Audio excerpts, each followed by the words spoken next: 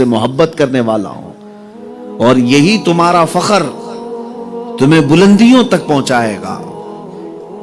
حضرت سیدنا عمر ابن خطاب رضی اللہ تعالیٰ عنہ کا ان کی یہ تھیوری ہے جو میں آپ کو بتا رہا ہوں۔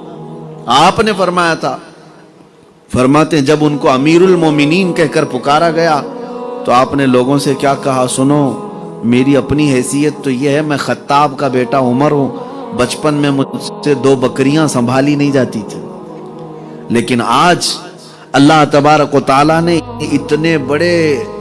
اتنے بڑے خطے پر مجھے حکومت عطا کی۔ اس وقت حضرت عمر جو علاقے پر حکومت کرتے تھے وہ 36 lakh square kilometre, 36 lakh square kilometre, جس میں پورا عرب تھا، یمن تھا، عراق تھا، شام تھا، سیریا تھا، فلسطین تھا، مصر تھا، ایجپٹ تھا۔ اتنے سارے ملکوں پر تنہا عمر ابن خطاب کی حکومت تھی۔ اور فرماتے ہیں حضرت عمر فاروق، اے لوگو، اس لیے اتنے بڑے خطے کی حکومت میں نہیں کر رہا کہ میں خطاب کا بیٹا عمر ہوں، بلکہ اس لیے اللہ نے مجھے پاور دیا کہ محمد عربی کا غلام عمر ہوں، محمد رسول اللہ صلی اللہ علیہ وسلم کا غلام۔ تو حضور سیدنا عمر فاروق رضی اللہ تعالیٰ عنہ نے فخر کرنا بھی جو سکھایا، وہ کس چیز پر؟ اس لیے نہیں کہ میری بہت بڑی باڈی ہے، میرے پاس طاقت ہے، میرے پاس سورسز ہیں، میرے پاس اتنی حیثیت ہے اتنی حیثیت نہیں۔ ایک مسلمان اگر فخر کرے تو نسبت رسول پر فخر کرے، اپنے ایمان پر اور اپنے اسلام پر فخر کرے۔ آپ کو پتا ہے حضرت عمر فاروق رضی اللہ تعالیٰ عنہ ایک بار خطبہ دے رہے تھے، اور حضرت امام حسن اور امام حسین چھوٹی عمر تھی، آتے ہی حضرت امام حسین غالب بنے۔ آپ نے حضرت عمر کو مخاطب کر کے کہا کہ آپ ہمارے بابا کے منبر سے اتر جائیے۔ رسول اللہ صلی اللہ علیہ وسلم کو حسنین کریمین باپ کہتے تھے، ابا کہتے تھے، یا پیار سے اس طرح سے بلایا جاتا تھا، یہ ہمارے نانا کا منبر ہے، اتر جائیے۔ حضرت عمر فوراً اتر آئے۔ کون عمر؟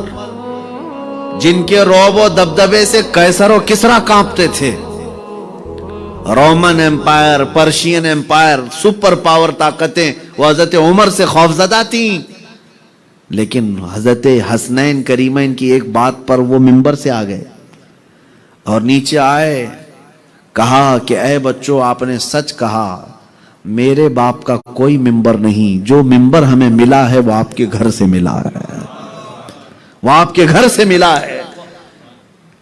میرے عزیزو، بہت سارے اس طرح کے واقعات موجود ہیں۔ ہمارے اسلاف نے ہمیں یہ سکھایا ہے کہ ہمیں پراؤڈ، ہمیں جو فخر کرنا ہے وہ ہماری نسبت مصطفیٰ پر ہے۔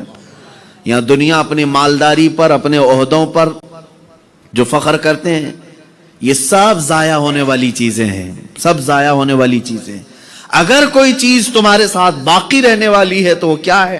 جو تمہیں خوف سے بھی آزاد کر دے گی، ڈر سے بھی آزاد کر دے گی۔ اعلیٰ حضرت امام اہل سنت فاضل بریلوی رضی اللہ تعالیٰ عنہ فرماتے ہیں، خوف نہ رکھ رضا ذرا، تو ہے عبد مصطفیٰ۔ عبد مصطفیٰ کا مطلب کیا ہے؟ مصطفیٰ کا غلام۔ جب تو مصطفیٰ کا غلام ہے تو ڈر کس بات کا؟ خوف نہ رکھ رضا ذرا، تو ہے عبد مصطفیٰ، تیرے لیے امان ہے، تیرے لیے امان ہے۔ میرے عزیزو، میں اپنی تعریف کے لیے نہیں کہتا، نہ ہی اپنی بڑائی کے لیے کہتا ہوں۔ بغداد مقدس میں ایک دوسری کنٹری میں رہنے والے ہمارے پڑوس کے ایک عالم، غوث پاک کی حمایت کا پنجہ ہو یا رسول پاک کی عنایت ہو، کیوں دبے، کیوں ڈرے؟ جس پہ حمایت کا ہو پنجہ تیرا، شیر کو خطرے میں لاتا نہیں کتا تیرا۔ عزیزان گرامی وقار، اپنے آپ کو یہ محسوس کرو کہ دنیا میں اللہ تعالیٰ نے تمہیں سب سے اچھی قوم میں پیدا فرمایا، سب سے بہترین امت میں پیدا فرمایا، اور تمہارے پاس پراؤڈ کے لیے، فخر کے لیے کوئی چیز ہو یا نہ ہو، گاڑی نہ ہو، بنگلہ نہ ہو، کپڑے نہ ہو، مال نہ ہو، سونا چاندی کچھ نہ ہو، کوئی بات نہیں، پھٹے کپڑے ہو تب بھی تم فخر کر سکتے ہو، مدینے کا تاجدار ہمارے ساتھ ہے، میں رسولullah کا ہوں، ہاں اللہ کے رسول میرے ہیں۔ عزیزان گرامی وقار، یہ فخر میں اور ایک جگہ سے آپ کو بتا دیتا ہوں۔ حضرت عمر فاروق رضی اللہ تعالیٰ عنہ مجلس میں بیٹھے ہوئے تھے، رسول پاک صلی اللہ تعالیٰ علیہ وسلم قبر کے حالات بتا رہے تھے کہ مرنے کے بعد جب کسی کو دفن کر دیا جاتا ہے اور اس کے رشتہ دار چلے جاتے ہیں قبرستان سے، تو حضور صلی اللہ تعالیٰ علیہ وسلم فرماتے ہیں یأتیانی ملکانی عینانی ازرقانی، دو فرشتے آتے ہیں نیلی آنکھوں والے،